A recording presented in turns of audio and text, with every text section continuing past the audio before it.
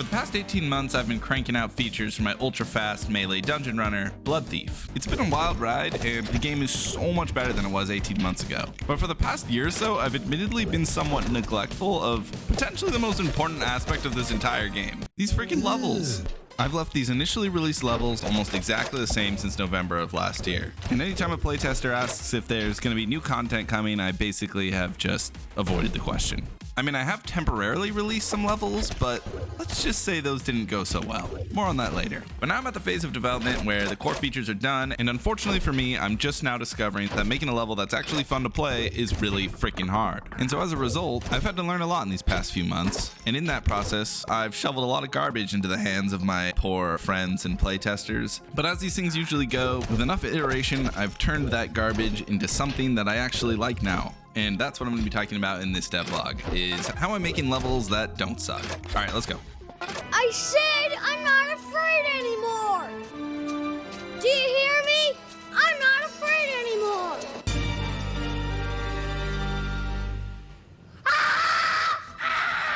Here's the problem with level design. You want the mechanics to shine through without forcing the player to play exactly how you want them to play. You have to constantly be teaching the player, but you don't want it to be overwhelming. And you somehow have to provide a world that allows the player to play freely and experiment, while still preventing the degenerate gameplay that is too easy or unfun. It's all just a delicate balancing act that really should be left to the experts, which I am not. To make matters worse, as a game design video enjoyer myself, I've got about 1,000 concepts in my head, and anytime I start doing anything, I'm in violation of one of those core design principles that I've learned. And so I just undo that thing and go back to the drawing board again and again until finally I just convince myself that it's a problem for another day and I work on something else. What I eventually learned out of pure necessity was that what works best for me is to just throw everything I've learned out the window and just stop being an optimizer and crank out something terrible. In a different devlog, I talked about a book called Game Feel by Steve Swink, and he talks about this concept called gameplay gardens, which are basically free spaces where you place a variety of different obstacles and objects, and you use these spaces to test and tune your mechanics and find nuggets of gameplay. Apparently Nintendo made heavy use of this concept in Mario 64 to make sure that Mario's run and jump mechanics were perfectly tuned to the contextual world around him. I really took to this concept because I was feeling the major writer's block from a level design perspective. This felt like a really low pressure way to start getting pen to paper. It's not a full level, it's just a nugget of gameplay used to test out a mechanic. And soon I started making a bunch of gardens where I pick a thing or two that I want to explore and I just make a nugget of gameplay based on it. I started meeting with my cousin John, and we would just kind of screw around on Saturday mornings just making little gardens, exploring the different possibilities of fun little mechanic interactions we could make. No pressure to make anything look good, just gardens, just having fun. Before long I had like 10 gardens lying around, each with lots of crazy obstacles and tricks that the player could do, ranging from easy to advanced. And making a level, at least in this initial phase, was just as simple as taking a few of these and stitching them together, one after the other. There's a great GDC talk where a designer from Titanfall uses a similar approach with things that they called action blocks, which are very similar to gardens in this sense. I'll link that video in the description. And what I ended up with was levels that looked kind of like this. And to be honest, I thought these levels were great. Like, I had a lot of fun running through them, but I would show them to my friends and I would get reactions kind of like this. Okay. Which I've come to learn that reactions like, okay, is playtesters speak for that level freaking sucked. And what I realized watching my friends play these levels was that it was very procedural. It was like they were kind of going through the motions. Sometimes they didn't know exactly what to do at first, but then they would figure it out and they would do the thing that the level was asking them to do, and then they would move on to the next thing. And the whole thing just didn't really feel that much like play. It kind of felt like they were just doing one task after the other. And I realized that the reason it didn't feel like play is because these levels were just so linear. And so that brings me to the next part of this video, which is my adventures in exploring non-linear level design. Earlier this week I was watching Game Maker's Toolkit's video about building mystery in games. To me, that video touches upon something that I think is one of the core issues with super linear levels. There's just no mystery. You always know exactly where to go and in what order. If the whole level is just going from one room to the next, the player never has a moment of, I wonder how I get there, or Should I go this way or should I go that way? Or should I fly up here and take out this archer, or stay low and take out the brute? There's no meaningful choices for the player to make, no experimentation, and I think it's all those things that make something feel like play that's actually fun and not just like doing homework or something. One thing I focused on with my next few gardens was making heavy use of locked doors and keys to make these super non-linear levels with lots of different paths and approaches. Since Bloodthief is a speedrunning game, I think these non-linear levels make a lot of sense, because now not only is getting the fastest time a matter of skill and dexterity, but also a matter of exploration and knowledge. You have to thoroughly explore the level to make sure you're taking the fastest route, and there's a lot of interesting choices you have to make about which route to take to get the fastest time. So I showed one of these gardens to another one of my friends, and his reaction was a little bit more in line with what I was looking for. Yes. Alright, you freaking did it, bro. I'm sensing a little bit of buy-in there with that one. And then when I asked him if he wanted to move on to the next level, we can move on if you want, we can keep around. I'm down for whatever. You mean like 2 more attempts?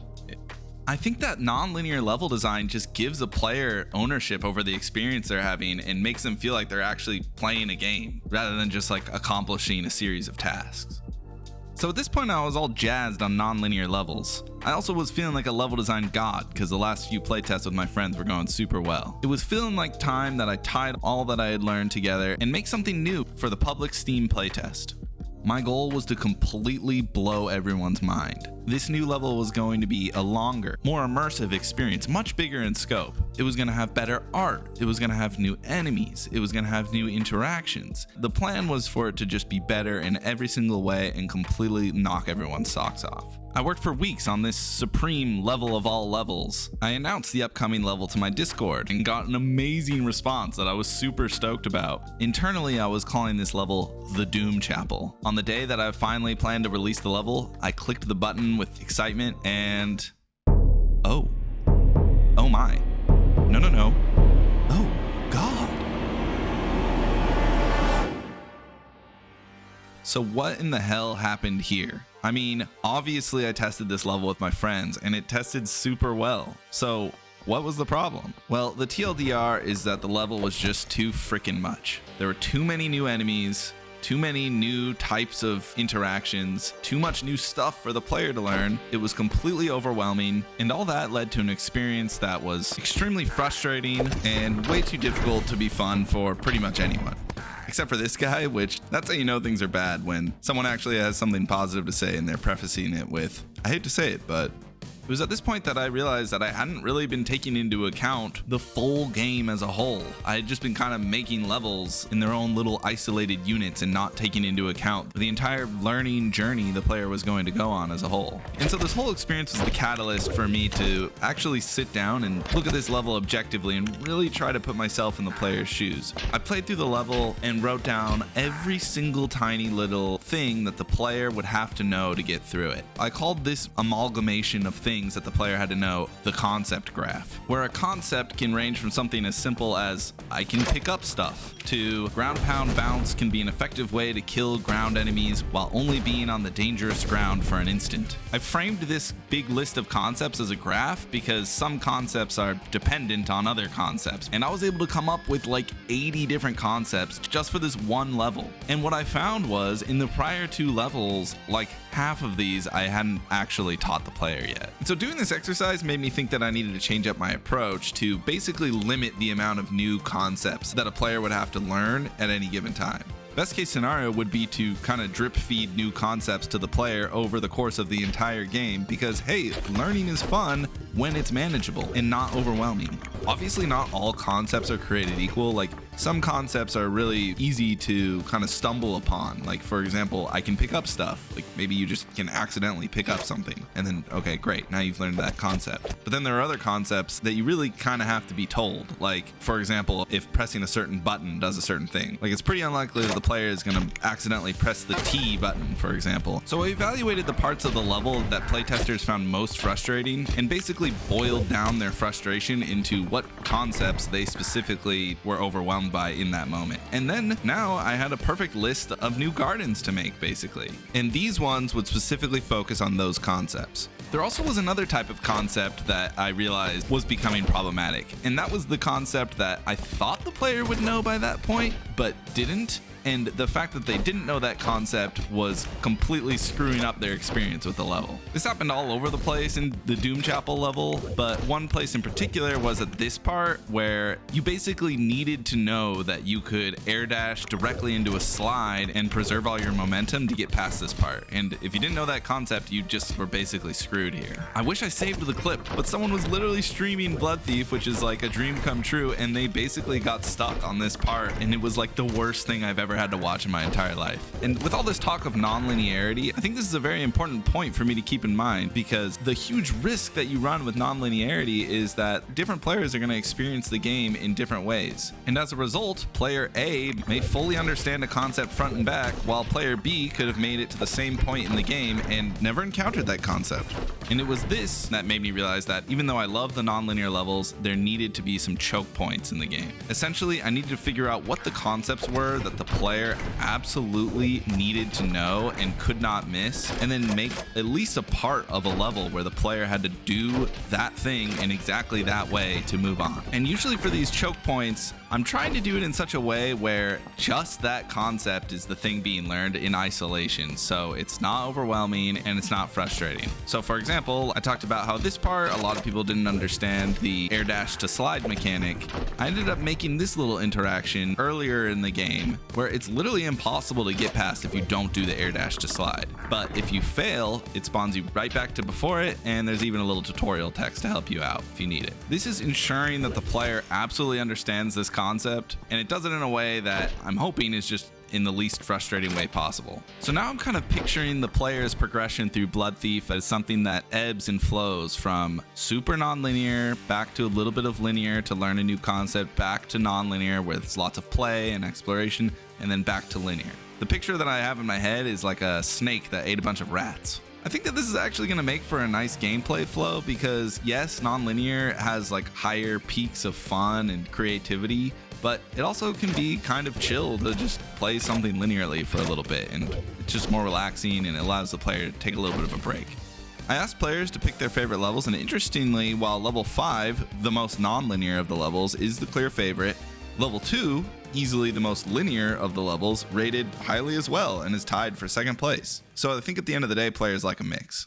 So all this talk of concepts and choke points, it almost kind of feels like I'm dumbing down the game a little bit for the player. And man, to some extent, I feel like that's true. And it brings me to my next topic that I think is kind of something that I'm struggling with still to this day, which is what do I explicitly teach the player and what do I allow them to discover? It's another thing that's talked about in GMTK's recent video on creating mystery in video games. But I feel like he underplayed a little bit just how hard it is to just leave something up to the players to discover. Like that's basically what I tried to do back here. But as we know, that didn't go so well. And like with this level right here, I've been basically having to bite my tongue for a year, as every once in a while, a player will come on the Discord asking, how do I get past this part? Yes, this is a part that I was hoping that would be kind of an aha moment for a lot of players. And I do think it builds a little bit of mystery in the game. But how do you quantify something like that? Like I can definitely quantify in the analytics that some players are dropping off at this part. But how do I determine if the amount of mystery that I built with this is worth the non-zero amount of players that are leaving the game forever as a result? I genuinely don't know the answer to this question, so if you're like a game designer and you do know the answer to this question, please let me know in the comments. For now, I'm just gonna go with the answer that there is no right answer and you can't possibly know, and at a certain point, you just have to make the game that you want to make. I could sit here and buff out all the sharp edges from Bloodthief till the cows come home, until eventually I'm left with a game that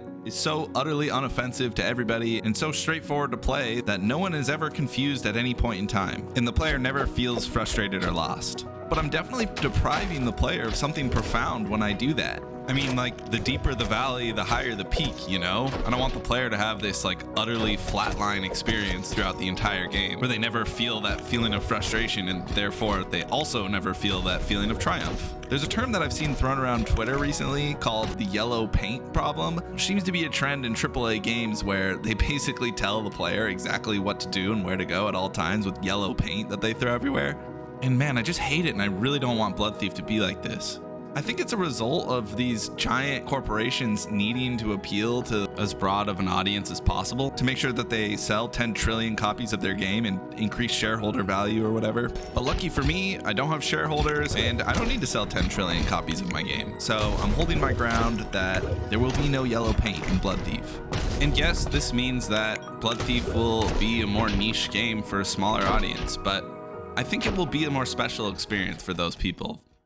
Okay, so now I want to talk a little bit about environment art, which I know is not the same thing as level design, but I feel like they're somewhat adjacent, and it's definitely something that's been a challenge for me, so I feel like it's worth talking about. I just wanted to use this part of the devlog to kind of talk about some of the things I'm doing to take my blockouts, which are basically just this white texture that I'm using in a normal environment, to something that just looks a little bit more finished. So like I said, I'm not an artist, so I freaking suck at art. What I've started doing is when I'm like relaxing at night and just not really trying to work that hard, sometimes I'll pull up Trench Broom and I'll just make architectural elements, especially because in Trench Room it's like surprisingly annoyingly difficult to make complex shapes. Like for example, one night I made this arch here, and yeah, this took me an embarrassing amount of time to make, but now I have this arch and I can just throw it all over the place in my levels and it makes them look way better and more polished. I'll do the same thing with textures. Sometimes I'm just in kind of a more artistic mood and I'll just throw on some jazz and start making textures. Then they're all in my bank and they're there to pull from when I need them. There is one intermediary step usually with textures, because as someone who's not an interior designer by trade, I am coming to find that most textures don't look good together. And so what I did was make this thing that I call a swatch file, where I basically have made these little room corners where I'm testing basically different texture combinations with different lighting setups. And so when I have an idea for a level, I basically can pull from this swatches file, where I basically already know like what the wall texture is going to be, what the floor texture is going to be, and what color the lights are going to be. Shout out to my wife for helping me with these, because I definitely don't have an intuitive eye for design just yet. She's been showing me interior design videos by Caroline Winkler, and I have to say, I think my interior design skills are improving. I also have a lot to learn when it comes to architecture. The thing I'm doing right now is just going on Google and finding pictures of buildings that I like and kind of copying them in a simpler way in Trench Broom. I'm definitely mixing a lot of architectural styles right now, but I think that's fine in a fantasy game and it'll keep different levels feeling fresh. So the last thing I want to talk about before I wrap this video up is what I'm just calling the X Factor. To me, this is just when all the enemies are coming out at once. It's bullet hell, the music is going crazy, the building's falling apart, and just everything is happening at once, and it's just this crazy epic experience. This is something that I want to be a big part of Bloodthief. And unfortunately for this video, I don't want to show any of this off because I think it would spoil the experience for everybody, but I'll just play some of the reactions that some of my friends had after a few of these moments. Okay, dude, those changes to the map were f***ing great. What the? Oh, that just happened. That was sick. Wow. I'm gonna have to do that. Oh, dude, wow. All right, so obviously these are my friends, so they're probably being a little bit nice, but definitely encouraging nonetheless. All right, so that's everything. Just a little recap. My process is first to start with something terrible, because otherwise I just get paralyzed with fear and indecision. I focus on gameplay gardens because they just help get the creative juices flowing and they keep the level focused around gameplay. I try to remember to do a healthy mix of both linear and non-linear gameplay, where the linear sections are choke points to ensure the player learns important concepts, and non-linear parts are more like playgrounds for the player to explore, problem solve, make interesting choices, and have fun with the tools at their disposal. I try to keep in mind the concepts the player absolutely must know, and which I can leave for them to discover, because explicitly telling the player every little thing, well, that just sucks. As for art, I'm going about it similarly to how I'd go about eating an elephant. One bite at a time, baby. And last but not least, I'm making sure to give the player plenty of taste of that ultimate badass fantasy, which I'm basically just calling the X Factor. And that's it. That's my process for designing levels. You can actually play 5 of them right now by joining the playtest on Steam. There'll be a link to that in the description. And while you're there, consider giving Bloodthief a wishlist. It helps me get seen by the Steam gods. And how about the fate of the Doom Chapel? Well, I've been fixing it up and getting it ready for prime time once again, and I plan to relaunch it when the official demo for Bloodthief comes out, which is coming up. More details on that later. Besides that, come say hi in the Discord. Remember to like and to subscribe. All right, thanks everybody. Bye.